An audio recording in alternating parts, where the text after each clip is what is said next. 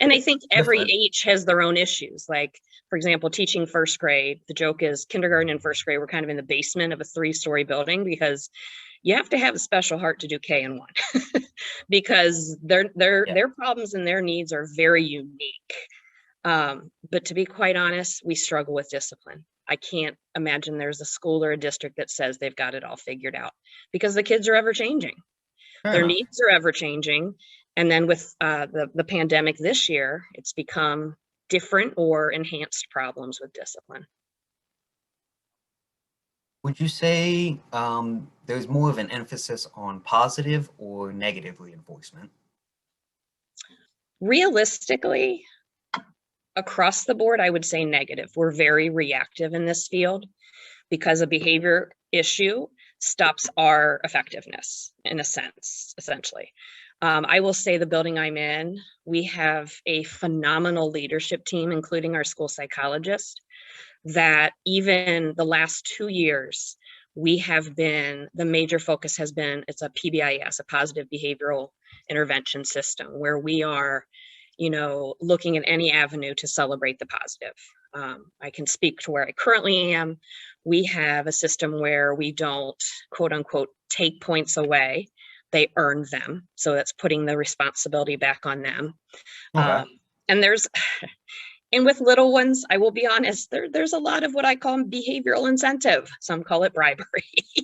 But, as their brains are developing, they don't have that internal sense of, doing what's right because it's right. And so you kind of have to model it. You have to lead them and you have to celebrate with, a sweet treat every once in a while or something to encourage so they realize that's what's expected in the world. Would you say that's something that's changed in 25 years, a focus or even an acknowledgement of the importance of student mental health? Is that something that's improved? 100%. That's But even again, I will say it all comes back to money. Every solution that seems to be one that will make a dramatic impact somehow causes money to be used. But our psychologist not only does her job as a psychologist, she does not do the counseling piece, but she does the educational evaluations. She's in charge of our positive behavior intervention system team. She works closely with our state at different levels of recognition. We're silver. I'm not exactly sure what that means, but I know in the circles we are proudly, although we're not done by any means, above a lot of the rest of the schools and areas and throughout the country, really.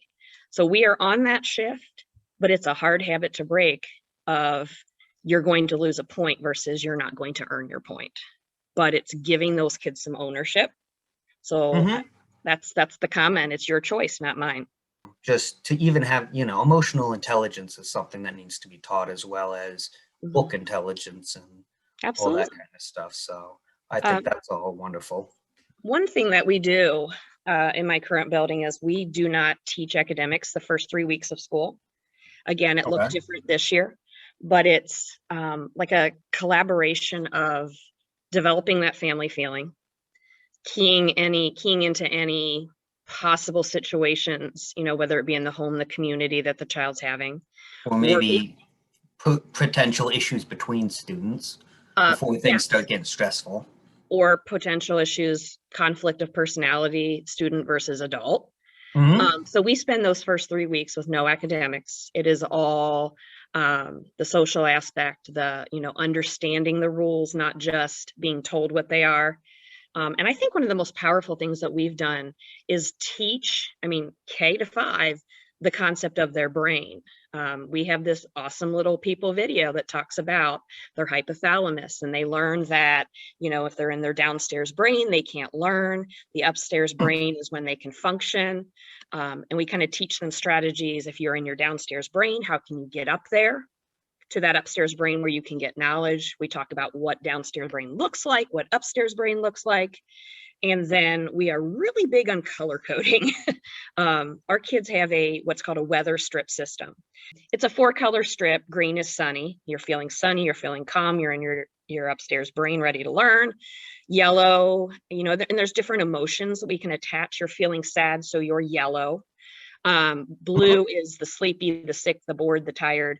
And then red, you usually don't have to move that clip. We can tell when you're feeling red because you've lost it and you need to go somewhere and get yourself back together before we address it. And I admit at the beginning of the year, all the time, move your clip, move your clip, move your clip. But I feel like my main goal is not to turn out kids that can ace the 3rd grade reading test. Because with our state, I'll be quite honest, that's 2 years away. It could all change by then anyway. Mine is to make little human beings that are able to function when they go to 2nd grade. So historically, I make the choice to work with kids that have a greater academic gap than many of their peers. And they don't know how to be at school. So teaching them, about their emotions, about where to go for help, making sure they feel they're able to make mistakes, they're able to ask for help, all of those pieces that a 5, 6, 7-year-old need to learn before any book is open to learn any academics at all. We have calm down corners, which again look very different this year because of, spreading the COVID. Yes. So in the past, it's literally in a corner. It's kind of cozy. There are, and I'm looking at it, sorry. There are color posters like, and I made mine into Mickey Mouse, shocking. So we have Mickey in red and it kind of shows the facial features. We have the yellow, we have the green, and then there's all these things in the calm down corner. If they need sensory of squeezing, if they need to put headphones on to block noise out. So this year, I was very fortunate. People donated money to me, people I hadn't talked to in 20 years, and I was able to make individual calm down kits. So they have strategies of where to go for what they're feeling. And it takes, for some of them, the whole year just to learn that. But if you don't take care of that, you can try to teach them letters, you can try to teach them to add, but they're not going to do it. It's impossible.